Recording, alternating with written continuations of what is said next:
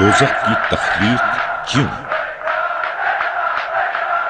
حضرت موسیٰ علیہ السلام کو کوہ طور پر وحی ہوئی، اس غار میں کہ جہاں میرا ایک بندہ ناراض ہے اس کی اصلاح کرو اور اسے رنجیدہ نہ کرو۔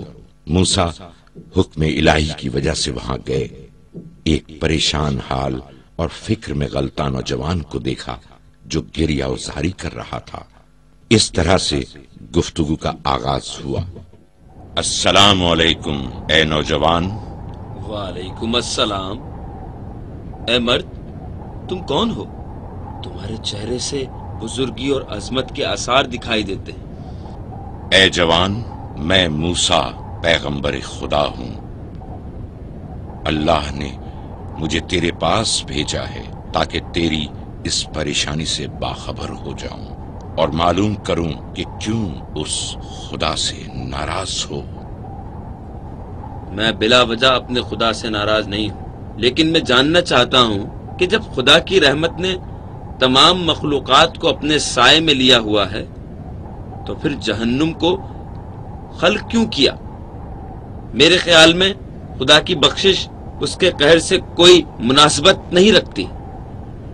کیا کہہ رہے ہو نوجوان؟ یہ بے ادبانہ گستاخانہ گفتگو کیسی ہے؟ بندے کو خالق کے کاموں میں چون چرا نہیں کرنی چاہیے۔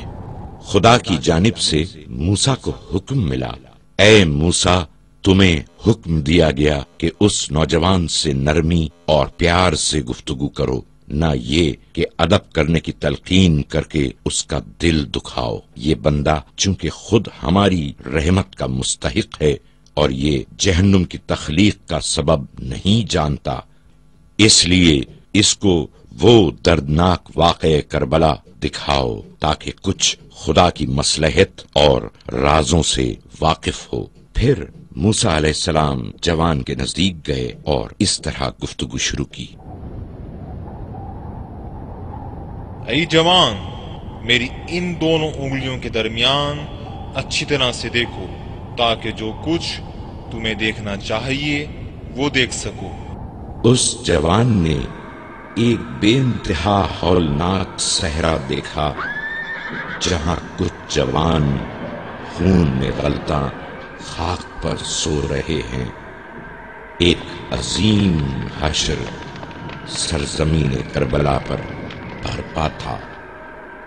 ایک نوجوان کا سر خون میں غلطا دیکھا اور قوم جاہل کو صف بستہ دیکھا جن کے ہاتھوں میں قتل کے لیے تلواریں ہیں۔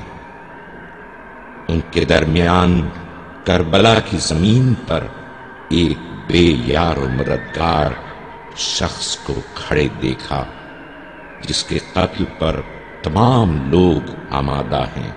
آفتاب و مہتاب کی مانند بچوں کو پشمردہ ہوتے دیکھا۔ ایک کہتا تھا کہ بابا العطش تو دوسرا پیاس سے کھاتا تھا غش، اور اس کے سارے ساتھی خون میں غلطا تھے۔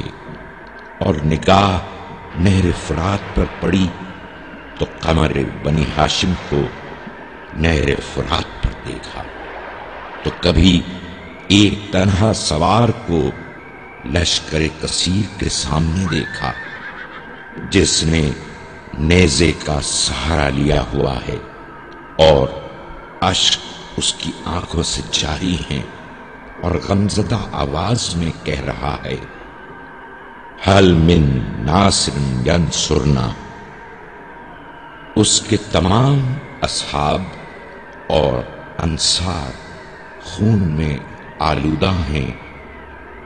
بچوں کی زبانوں سے العطش کی صدائیں بلند ہو رہی ہیں۔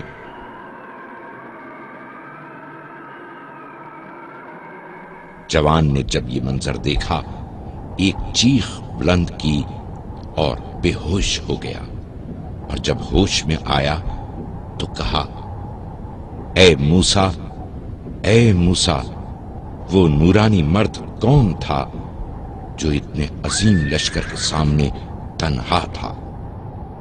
وہ بزرگوار فرزند پیغمبر آخر الزماں ہیں کہ جن کی جد کی امت نے پہلے انہیں اپنے شہر میں آنے کی دعوت دی اور پھر ان کا محاصرہ کر کے پانی ان پہ بند کیا اور پھر ان کے اصحاب اور فداکار ساتھیوں کو بے سبب قتل کر دیا۔ وہ جوان خدا سے اپنی ناراضگی پر پشیمان ہوا اور اس کے سینے سے جہاں گداز آہ و نالہ بلند ہوا۔ کیا جانتے ہو کہ ایسے لوگوں کی جو اپنے پیغمبر صلی اللہ علیہ وآلہ وسلم کے بیٹے کو اس ظالمانہ انداز سے اور بے دردی سے قتل کریں ان کی سزا کیا ہے؟ خدا کی قسم، حتیٰ کہ آتش دوزخ بھی ان کے لیے کم ہے۔ ہاں بالکل ٹھیک کہا جوان۔